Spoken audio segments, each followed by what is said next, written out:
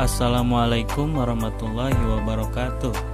Yang terhormat Dr. Insinyur Sugeng Prayitno, SH, SE, MM, selaku dosen pengampu mata kuliah Etika Bisnis. Sebelumnya perkenalkan, nama saya Andi Nugraha dari Prodi Akuntansi.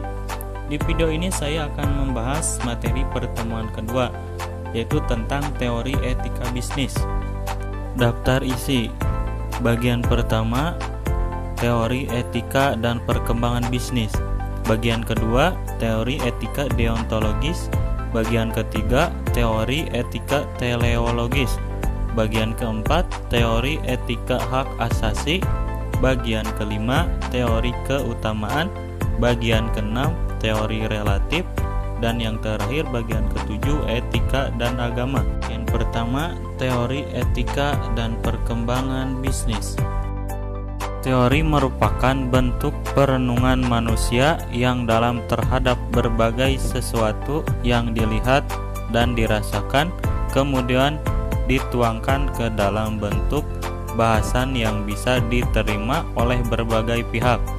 Dalam ilmu etika bisnis juga melahirkan berbagai teori, di mana setiap teori memiliki pandangan masing-masing dalam menempatkan permasalahan etika bisnis. Bagian kedua, teori etika deontologis. Deontologis berasal dari bahasa Yunani, deon yang berarti kewajiban. Menurut etika deontologi, suatu tindakan itu baik bukan dinilai dan dibenarkan berdasarkan akibat atau tujuan baik dari tindakan itu, melainkan berdasarkan tindakan itu sendiri sebagai baik pada dirinya sendiri. Misalnya, suatu tindakan bisnis akan dinilai baik oleh etika deontologis bukan karena tindakan itu mendatangkan akibat baik bagi pelakunya, melainkan karena tindakan itu sejalan dengan kewajiban si pelaku untuk, misalnya, memberikan pelayanan yang baik kepada semua konsumen. Bagian ketiga, teori etika teleologis. Teleologis berasal dari bahasa Yunani, yaitu telos, artinya tujuan. Berbeda dengan etika deontologi, etika teleologis justru mengukur baik buruknya suatu tindakan berdasarkan tujuan yang mau dicapai dengan tindakan itu, atau berdasarkan akibat yang ditimbulkan oleh tindakan itu. Suatu tindakan dinilai baik kalau bertujuan mencapai sesuatu yang baik, atau kalau akibat yang ditimbulkannya baik dan berguna. Dari teori ini berkembang pembahasan pada munculnya dua kajian lain, yaitu egoisme dan utilitarianisme. Bagian keempat, teori etika hak asasi. Teori etika ini memecahkan dilema-dilema moral dengan terlebih dahulu menentukan hak dan tuntutan moral mana yang terlibat di dalamnya. Kemudian dilema-dilema itu dipecahkan dengan berpegang pada hierarki hak-hak. Yang terpenting dalam pendekatan ini adalah bahwa tuntutan-tuntutan moral seseorang, yaitu haknya ditanggapi dengan serius. Bagian kelima, teori keutamaan. Teori keutamaan tidak menanyakan tindakan mana yang etis dan tindakan mana yang tidak etis. Bila ini ditanyakan pada pengamat paham egoisme, maka jawabannya adalah suatu tindakan disebut etis bila mampu memenuhi kepentingan individu, self-interest, dan suatu tindakan disebut tidak etis bila tidak mampu memenuhi kepentingan individu yang bersangkutan.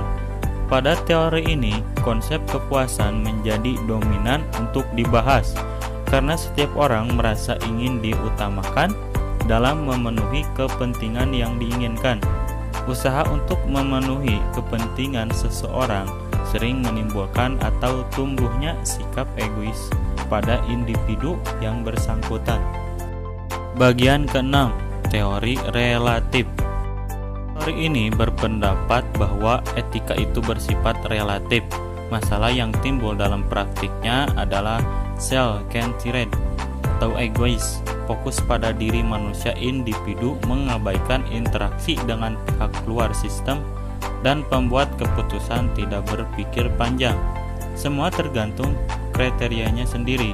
Jika kita menyimak teori relatif ini, maka jelas jika pandangan dan pendapat seseorang bersifat sangat subjektif. Artinya jika si A berpikir ini yang terbaik, belum tentu si B memiliki pendapat yang sama, dan begitu pula seterusnya. Ini dikarenakan pandangan dan pemikiran setiap orang bisa berbeda-beda. Bagian ketujuh, etika dan agama. Agama dianggap sebagai dasar pijakan bagi setiap umat dalam menjalani kehidupan. Tanpa agama, seseorang tidak akan memiliki landasan dalam berpikir, apalagi bagi negara Indonesia yang merupakan negara yang mendasarkan dirinya pada kepercayaan kepada Tuhan.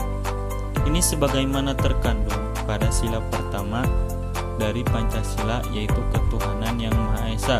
Pancasila bagi bangsa Indonesia telah menjadi falsafah kehidupan yang harus dipahami dan dimengerti serta dihayati. Sekian video presentasi dari saya.